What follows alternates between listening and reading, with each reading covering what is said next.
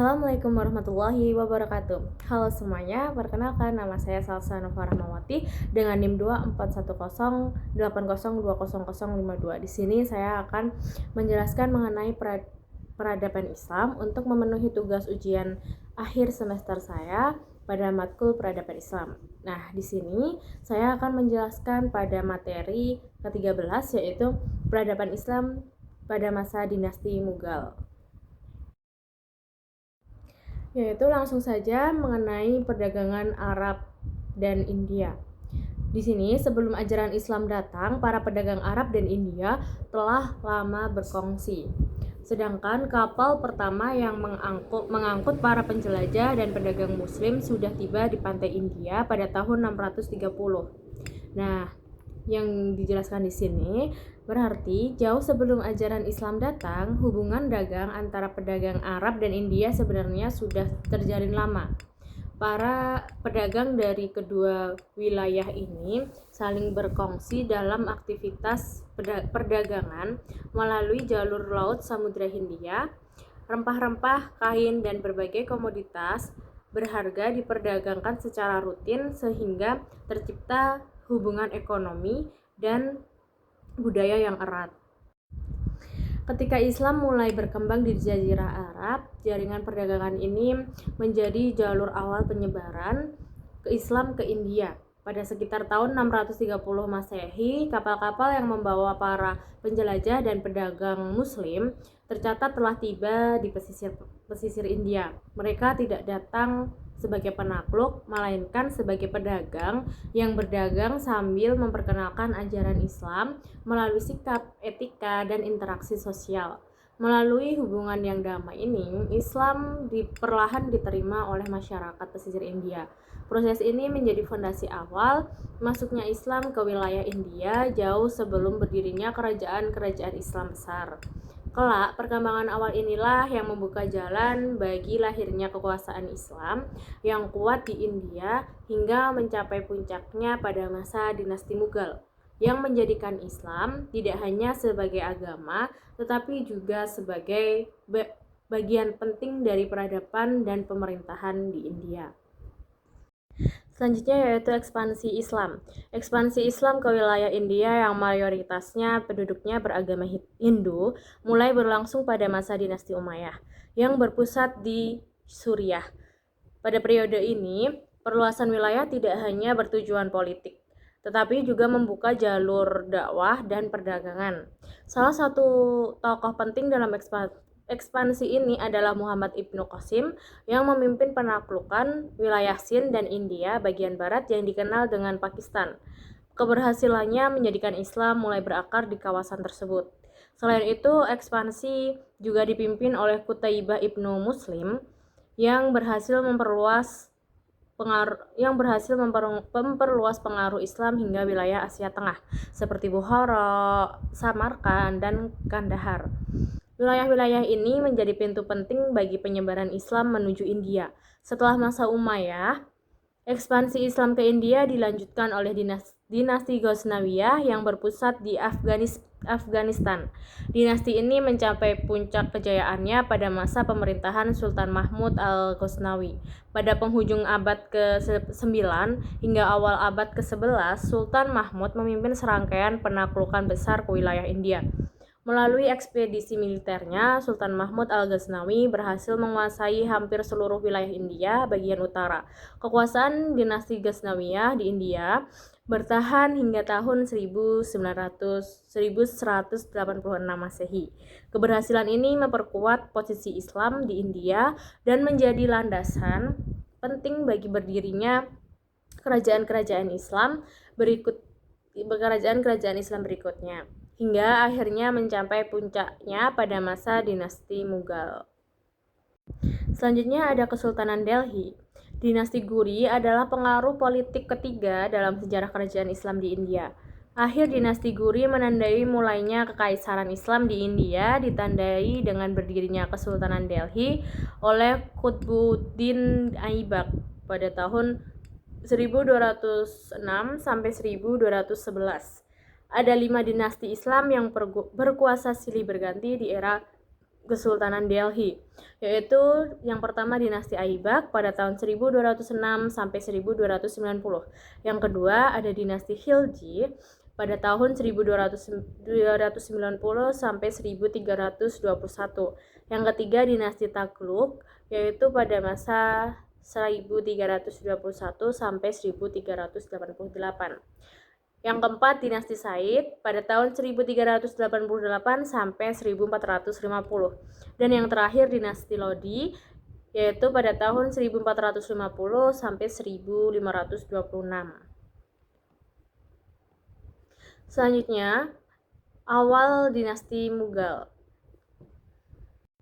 Dinasti Mughal ini berdiri di India pada tahun 1526 sampai 1858 Masehi.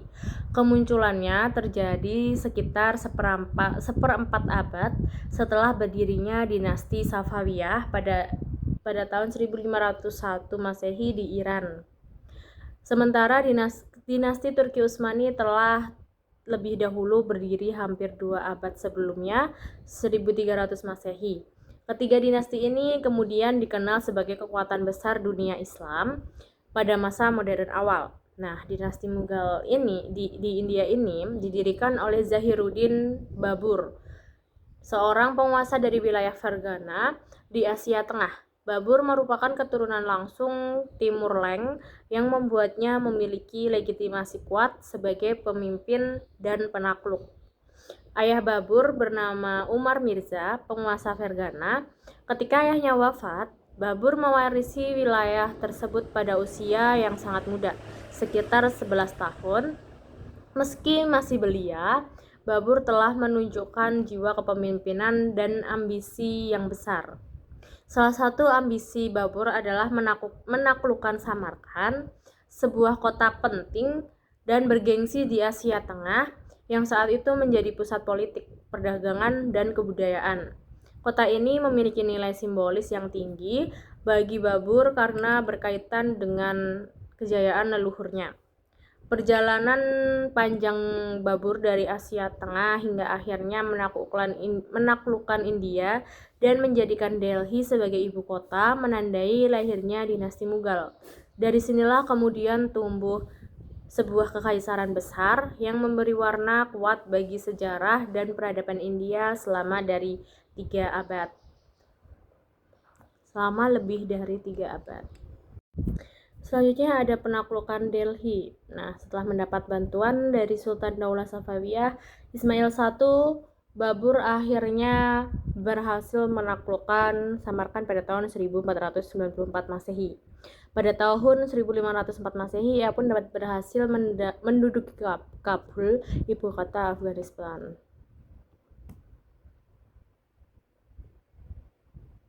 Tidak berhenti di situ, Babur terus memperluas kekuasaannya. Pada tahun 1504 Masehi, ia berhasil menduduki Kabul yang kemudian dijadikan sebagai basis kekuatan militernya. Dari Kabul inilah Babur mulai mengarahkan pandangannya ke wilayah India. Kesempatan besar datang ketika Alam Khan, paman dari Ibrahim Lodi, bersama Daulat Khan, gubernur Lahore, mengirim utusan ke Kabul. Mereka meminta bantuan Babur untuk menjatuhkan pemerintahan Sultan Ibrahim Lodi di Delhi yang dianggap lemah dan tidak populer. Permintaan ini disambut Babur sebagai peluang emas. Pada tahun 1526 Masehi terjadilah pertempuran besar di kota Panipat. Dalam pertempuran ini, pasukan Babur yang lebih terorganisir dan menggunakan strategi serta senjata modern berhasil mengalahkan tentara Sultan Ibrahim Lodi.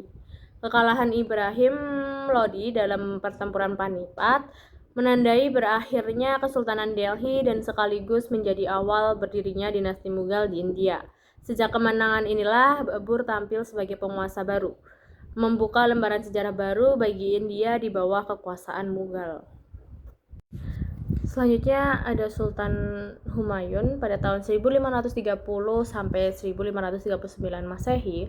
Pada tahun 1530 Masehi, Babur meninggal dunia dalam usia 48 tahun setelah memerintah selama 30 tahun.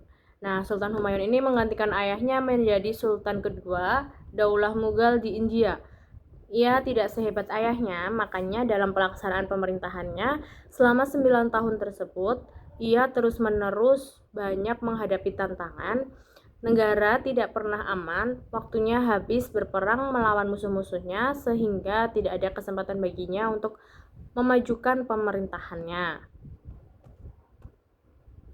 Akibat situasi yang penuh konflik tersebut, Humayun tidak memiliki kesempatan yang cukup untuk menata pemerintahan atau memajukan dinasti Mughal. Nah, masa pemerintahannya lebih diwarnai oleh perjuangan mempertahankan kekuasaan daripada membangun stabilitas dan kemajuan negara. Baik, selanjutnya yaitu masa kejayaan pemerintahan. Nah, kejayaan dinasti Mughal ini di India tidak lepas dari kepemimpinan 4 sultan besar yang membawa kerajaan ini mencapai puncak kekuatan politik, ekonomi, dan kebudayaan. Sultan pertama adalah Akbar yang memerintah pada tahun 1556 sampai 1605 Masehi. Akbar dikenal sebagai pemimpin yang cerdas, bijaksana, dan toleran. Di tangannya, wilayah Mughal berhasil diperluas, sistem pemerintahan ditata dengan baik, serta stabilitas negara terjaga. Akbar juga menerapkan kebijakan toleransi beragama yang membuat kerajaan menjadi kuat dan solid. Selanjutnya yaitu Jahangir yang berkuasa pada tahun 1605 sampai 1628 Masehi. Pada masa pemerintahannya, kondisi kerajaan relatif stabil. Jahangir lebih menaruh perhatian pada seni, budaya, dan keadilan hukum, sehingga kehidupan istana dan masyarakat berkembang dengan baik. Sultan ketiga adalah Shah Jahan yang memerintah pada tahun 1628 sampai 1658 Masehi. Masa kekuasaannya sering disebut sebagai puncak kejayaan seni dan arsitektur Mughal. Berbagai bangunan megah didirikan, yang paling terkenal adalah Taj Mahal. Keindahan arsitektur Mughal pada masa ini menjadi warisan dunia hingga kini. Sultan terakhir dari masa kejayaan adalah Aurangzeb yang berkuasa pada tahun 1658 sampai 1707 Masehi. Aurangzeb dikenal sebagai pemimpin yang tegas dan religius. Di bawah kepemimpinannya, wilayah dinasti Mughal mencapai luas terbesarnya, meskipun pemerintahannya juga diwarnai konflik dan perang berkepanjangan.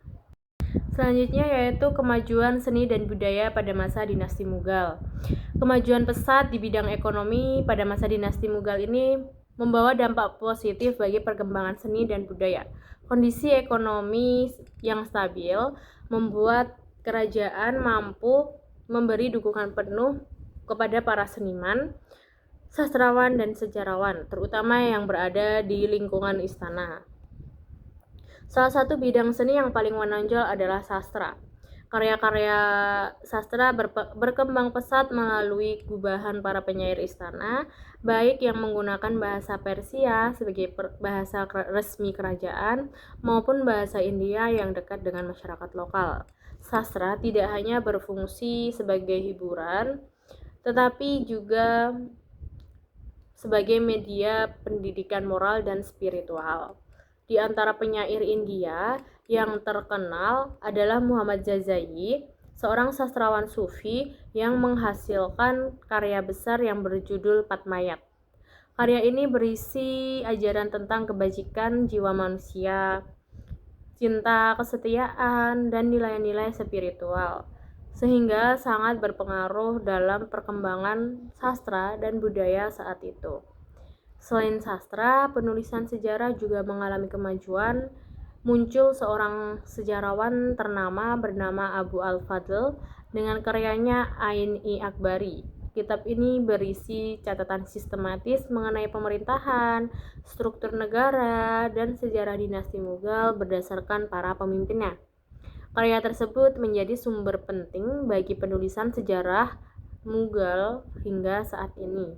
Dengan demikian, kemajuan ekonomi tidak hanya memperkuat kekuasaan politik dinasti Mughal, tetapi juga mendorong lahirnya karya-karya seni dan budaya yang bernilai tinggi dan meninggalkan warisan besar bagi peradaban Islam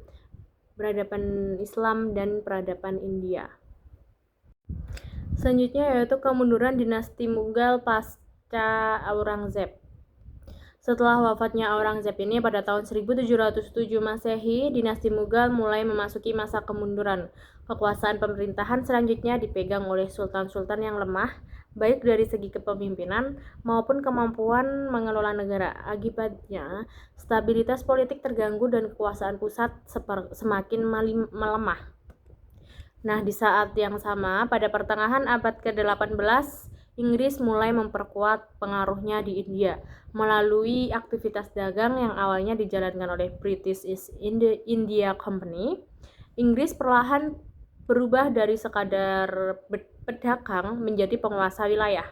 Mereka memanfaatkan lemahnya pemerintahan Mughal dan konflik internal yang terjadi di India. Nah, pada tahun 1761 Masehi, Inggris telah berhasil menguasai sebagian wilayah yang sebelumnya berada di bawah kekuasaan dinasti Mughal. Sejak saat itu, Mughal semakin menyusut dan hanya bertahan secara simbolis. Sementara kendali nyata atas India perlahan beralih ke tangan Inggris.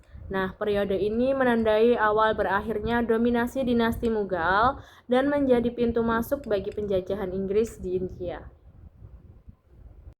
Nah, setelah itu adanya ekspansi Inggris. Pada tahun 1803 Masehi, kota Delhi berhasil dikuasai oleh Inggris. Sejak saat itu, Inggris menjadi penguasa Mughal beserta rakyat India hidup di bawah tekanan kekuasaan Inggris. Kedudukan Sultan Mughal tidak lagi memiliki kekuasaan nyata dan hanya dijadikan simbol. Sementara kendali pemerintahan sepenuhnya berada di tangan Inggris. Kondisi penindasan ini menimbulkan penderitaan dan kemarahan rakyat karena merasa hak-haknya dirampas. Masyarakat India baik yang beragama Hindu maupun Islam bangkit melakukan perlawanan. Nah, mereka kemudian meminta Bahadur Shah Jafar untuk menjadi lambang persatuan dan perlawanan, dengan harapan dapat mengembalikan kekuasaan dinasti Mughal di India. Namun, pemberontakan tersebut akhirnya dapat dipatahkan oleh Inggris. Salah satu penyebab utamanya adalah karena Inggris mendapat dukungan dari beberapa penguasa lokal, baik dari kalangan Hindu maupun Muslim, yang memilih berpihak kepada Inggris demi kepentingan politik masing-masing. Nah, kekalahan perlawanan tahun 1857 Masehi ini menandai berakhirnya dinasti Mughal secara resmi. Sejak saat itu, Inggris semakin mengukuhkan kekuasaannya di India dan Bahadur Shah Jafar ditangkap serta diasingkan. Nah, menutup sejarah panjang dinasti Mughal yang pernah berjaya selama lebih dari 3 abad. Nah, setelah ekspansi Inggris ini berakhirnya dinasti. Pada tahun 1858, Inggris menjatuhkan hukuman yang kejam terhadap para pemberontak. Mereka diusir dari kota Delhi. Rumah-rumah ibadah banyak yang dihancurkan oleh Bahadur II. Sultan terakhir dinasti Mughal diusir Inggris dari istananya. Dengan demikian berakhirlah kekuasaan dinasti Mughal di daratan India. Nah, pada saat itu, setelah berhasil memadamkan pemberontakan rakyat India, Inggris ini menjatuhkan hukuman yang sangat keras terhadap para pemberontak. Nah, banyak penduduk dipaksa diusir dari kota Delhi, sementara berbagai rumah ibadah dan bangunan penting itu dihancurkan sebagai bentuk penindasan dan peringatan agar tidak terjadi perlawanan kembali. Nah, dalam peristiwa ini, Bahadur Shah Jafar, sultan terakhir dinasti Mughal, menjadi simbol runtuhnya kekuasaan Mughal.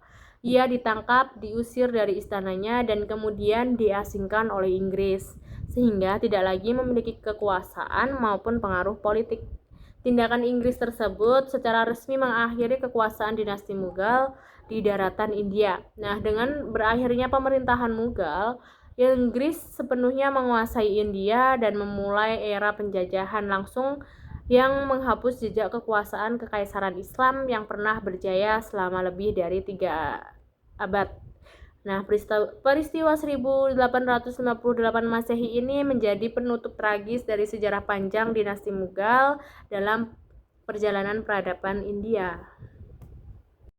Mungkin sebagai penutup, dinasti Mughal ini merupakan salah satu kekuasaan besar dalam sejarah India yang meninggalkan pengaruh mendalam dalam bidang politik, ekonomi, sosial, dan budaya. Dari masa kejayaannya sebagai negara adikuasa hingga masa kemundurannya, dinasti Mughal menunjukkan bagaimana kekuatan kepemimpinan, stabilitas pemerintahan, dan persatuan rakyat sangat menentukan keberlangsungan sebuah kerajaan. Berakhirnya dinasti Mughal ini pada tahun 1858 Masehi akibat penjajahan Inggris menjadi pelajaran bahwa kelemahan internal dan tekanan eksternal dapat menghancurkan kekuasaan sebesar apapun. Meski demikian, warisan dinasti Mughal tetap hidup melalui karya seni, arsitektur, sistem pemerintahan, dan tradisi budaya yang masih dapat dirasakan hingga saat ini. Semoga pembahasan ini dapat menambah pemahaman kita tentang perjalanan dinasti Mughal serta memberikan pelajaran berharga bagi kehidupan berbangsa dan bernegara. Sekian pemaparan materi dari saya, kurang lebihnya saya mohon maaf. Semoga bermanfaat untuk kita semua. Wassalamualaikum warahmatullahi wabarakatuh. Terima kasih.